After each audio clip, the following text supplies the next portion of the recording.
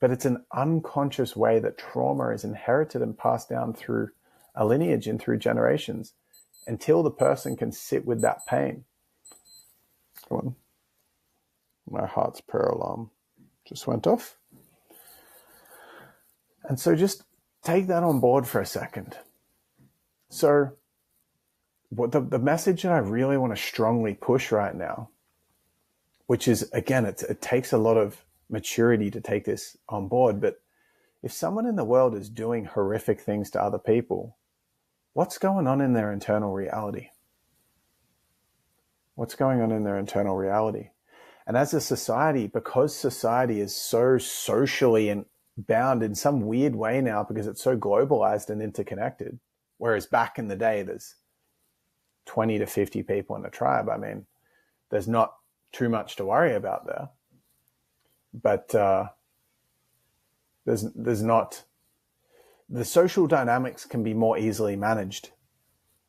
But when the social dynamics are happening through social media, and there's millions of people on there, there's this weird, unique situation where image is more manufactured than ever before, because we're just seeing little mini screen grabs of people's character, and then we make judgments and assumptions about people. It's a really interesting collective situation.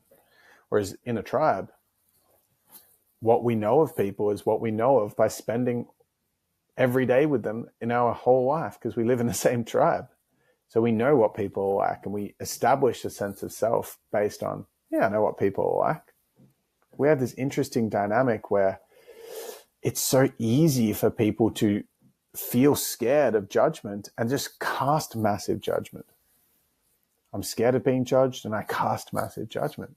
So if someone comes out in the Me Too movement, or someone is not respond in some way around Black Lives Matter and have an opinion, which everyone's entitled to have in my viewpoint, from my viewpoint, and then they just get destroyed in all this projected hate and frustration. It's a very interesting situation. Now, the invitation here is to understand that if someone hurts someone else, in the world, they're hurt. They're hurt. And it is, if there's an animal in the wild that kills another animal, it needs to do it for survival. There's someone else in a war that's killing other people, they're damn scared. No one hurts unless they're scared.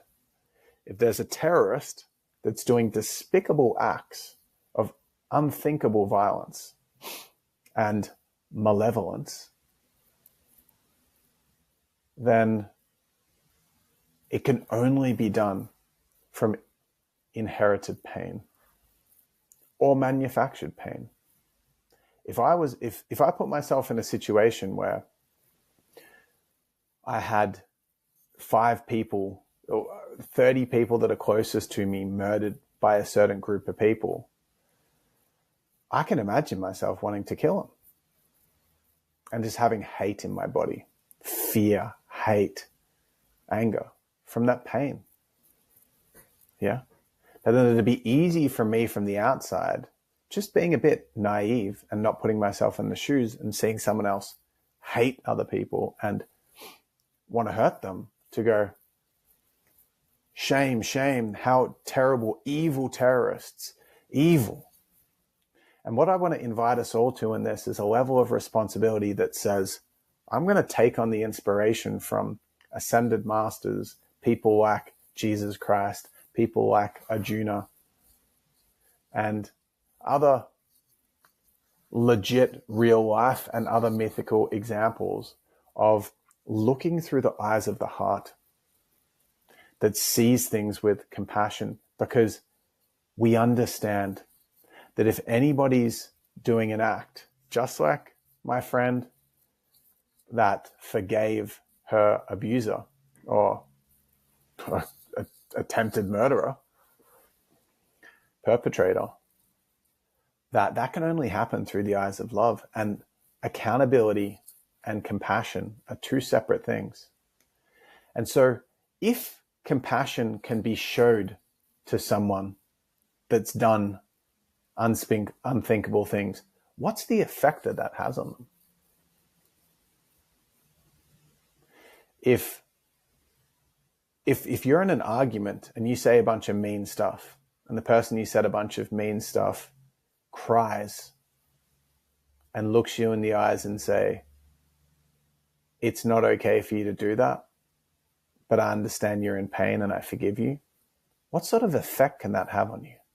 What impact does that have on the human spirit? The answer is it cuts straight through to our heart.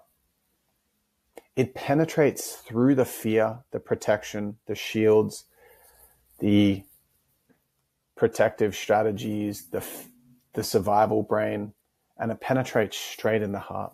Just like vulnerability has the ability to cut through anything, deep vulnerability.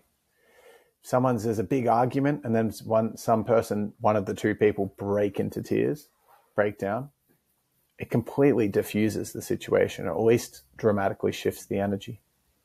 If they're in their deep vulnerability and they're like, I'm sorry, and they start crying. And so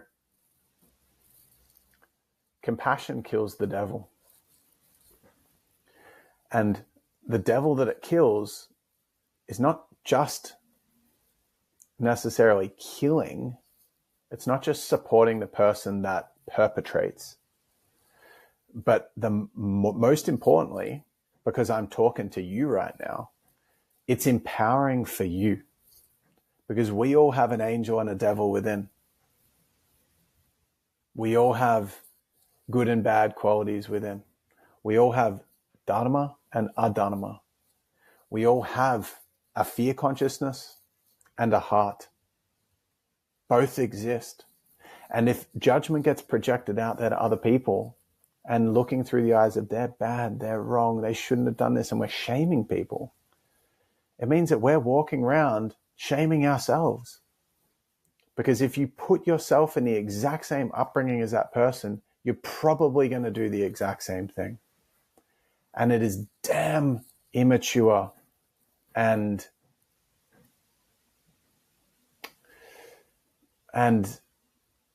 it's just immature not to see that. And it lacks a lot of love and compassion. So the invitation here is,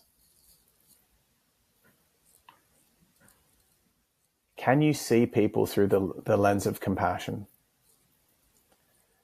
Can we understand that we view the world, if we view the world through love, we can still hold people accountable, but we can free ourselves from this shame, blame game, this judgment paradigm of even good or bad, and just see them through the eyes of unconditional love.